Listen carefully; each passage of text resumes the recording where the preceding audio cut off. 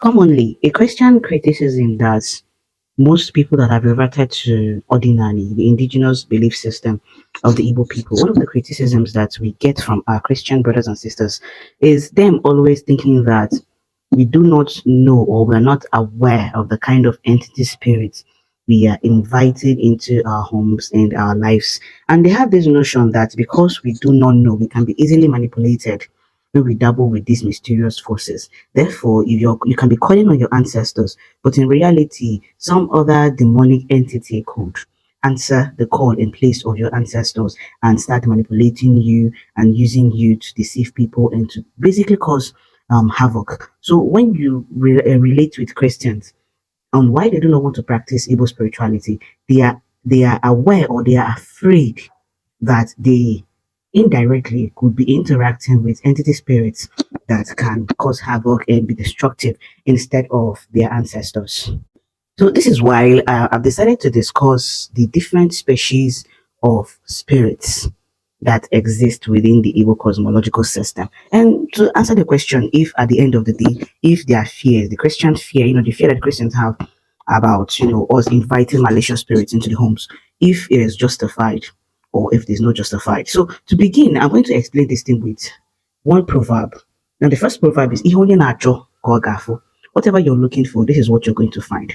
Now, in our Igbo philosophy, our ancestral traditions and principles, they are built on this notion of "Ihe onye na-achọ ka ọ ga-afụ." Whatever you're looking for, this is what you're going to get. Now, it means here that if you're looking for good things to come your way, if you're looking for how to exert yourself, self-develop, to be better than your yesterday, then you're going to be tapping into benevolence entity spirits. But when you're trying to live a life that are not humanly, trying to achieve what you did not work for, you're going to also attach yourself to malicious entities that would want to use you to serve a particular purpose. Now, what are these entity spirits that are fundamental and natural to Ndi Igbo? Now, these foundational spirits or fundamental spirits, they cut across. If you come to my family, you're going to see these foundational spirits. If you go to another person's family, they also exist there. So it is foundational, it is natural, and our ancestors basically summed it up with what they refer to as Chi Nezumezu or Chi no Ramwo. This is where the Igbo concept of Chi, which becomes an aspect of the creator that creates, an entity spirit that has been tasked by the creator to serve you, to be benevolent to you, to guide you, and to help you to navigate this life. Now, the Chi, it is benevolence, understands that it does not want to function alone. It should not function alone. This is where Oramo is made so they come into play or into cognizance in our life. And this is where you will now hear a Bibia or a spiritualist say something like Ihe so mad where biowa or Ihe do mad where biowa.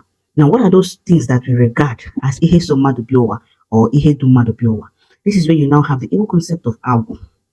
The Igbo concept of Agu, which is a natural spirit that works with the creator to bring forth and boost creativity and knowledge. Knowledge that we will be able to use to survive in our quest for gaining through cosmic knowledge. So Abu becomes this entity spirit that is in charge of our creative process, our creative ability. Now, another more that is part of Ihesani Webiwa is what we refer to as Indian Miri. What are entity spirits? Now, their own task is to or help us to uphold some sort of moralities, to hold us accountable into living our life in a certain communally acceptable ways. We also have Ndio. Now, our society and spirituality are a mirror dimension of each other. This is where you will now have the age grade, Ndio, the ones that we have in the villages, and Ndio Miri, the ones that we regard as a spiritual entity or a spiritual force. Now, as part of our Chinism, we also have our ancestors, Ndichi, and we also have deities, Alose, that these ancestors served and venerated back in the day, that they used it for a particular function. Now, these spirits that we categorize as Chinezumezu or Chinoramo, we do not perceive them as harmful, demonic in any form or in any shape. There is no sin iota of evil or malevolence within them. Now, this is why they would never ask you to perform outrageous sacrifices that are going to promote activities that promote the moral decay within our social environment. They will always encourage you to participate in activities that are targeted at promoting life, mando, the beauty of life. So this is their own category They are never harmful. So when a traditionalist is relating with this chi nezumezu, we often the religious people often mistaking it as, oh, we are tapping into something malevolent, or we do not know. We know them because they are foundational, and there are ways on which we know they are foundational. For instance, if you go to divination to consult your chi or your ancestors. Now, the diviner, if he or she is worth its salt, you would see them tracing this chi or ndi chi to a certain ancestor. And when you go back home to ask questions about that person, it is going to be very relative. It is going to be incognizant with what the guy is saying. So with that, you're able to understand that the entity spirit you're interacting with is not demonic because there is a historical trail about that individual, how that person lived his or her life. So we have all those things. And most importantly, they will never encourage us to participate in activities that promote moral decay within our social environment. Now, we also, the same way we have WhatsApp, the Igbo principle is also built on Enunani, the principle of duality, good and bad, evil and Nkisoya. So the same way we have these entity spirits that we refer to as natural spirits that are benevolent and have been taxed by our chi and the creator to serve us and to help us navigate life. We also have two other aspects of spirits or species. The first one is Pasa and Ajo. Now Pasa, these ones are destructive spirits and it includes things like Uke or Bonuke or Ra or Akohili. Now their primary function is to use chaos to enact the cosmic will of our chi and exumezu, especially through the actions and inactions that were maliciously done towards other people. For instance, if you killed somebody or if you acted in a certain way that is not socially and communally acceptable, your chi and exumezu could decide to punish you using any of these entity spirits. So they use chaos to make you to understand the weight of the action, the weight of the things that you did. And the essence of doing that is to get you to atone and to seek forgiveness towards the wrong that you've committed or towards the negative energy you've pushed out into the universe. Now, aside from that, this Ako healing and Mwapasa destructive spirits are also used by this same entity spirit Chinezumezu to redirect you towards the path you are destined to be on. Now, if you've strayed from your cosmic path, your destiny, it is left for them to also use this thing. This person is living a life whereby he or she does not understand him or herself. Person you're misbehaving, you're stealing, you're engaging in womanizing, your promiscuity, all these kinds of activities. So they could use their influence to redirect you to make sure that you align yourself back to the place you're supposed to be in order to achieve your cosmic purpose. Now, the second species of spirit we have is Amwojo. These are the evil spirits. And these are the evil spirits, and these are the spirits that the Christians actually are afraid of.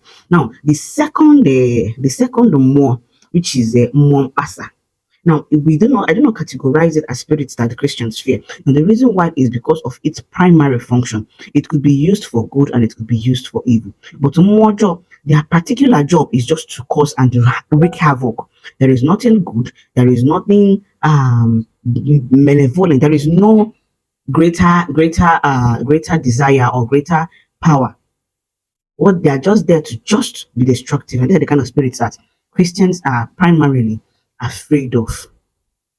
Because what it does here is that this manifestation is very intentional. It is here to just destroy you and to mess up your destiny in your life. Now, what Christians do not understand here is that the manifestation of evil spirits is tied to people who seek them out intentionally. They don't just see somebody and they just try to force you or attack you or mess around with you. You have to intentionally seek them out. And they can even be dead ancestors, people who did not live the life worthy of ndị anyị na-akpọ ndị ichie nọ na Obichukwu, ndị ichie that have gained this cosmic knowledge, true knowledge, and have moved to be part of these universal cosmic forces. Ndị nọ n'Ikelekwu mmụọ, ndị nọ n'Obichukwu. So these dead ancestors that live their life anyhow, engaged in malicious activities, they are not the indiche that we venerate and we pray to within our lineage. They think of outcast. They are wandering spirits. They exist with just one purpose: to cause and wreak havoc, to influence the decisions of people that want to, call upon to them and people that are seeking them out because of what they are primarily looking for. So they have this extent of bitterness within them. So they are looking for people that are going to also be in the same situation with them. So they will easily, give you what you want, even if it is something that is going to make you to be debased, to make you to be less human.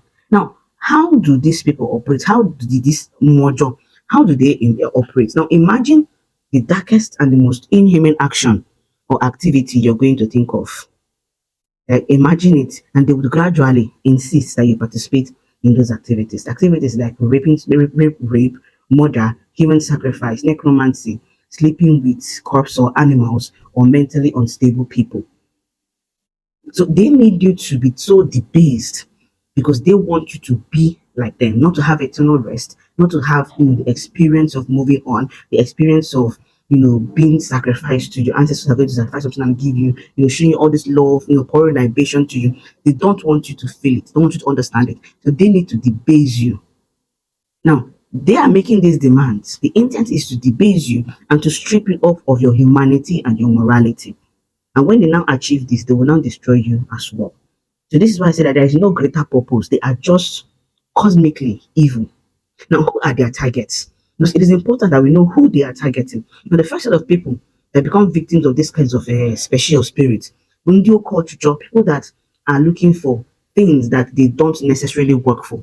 Because for you to gain something, for you to gain wealth, for you to gain knowledge, you have to actively seek it out. You have to work for it. So, in the people that are looking for wealth to start putting in the work. Now, these are the people that fall victim to these kinds of entity spirits.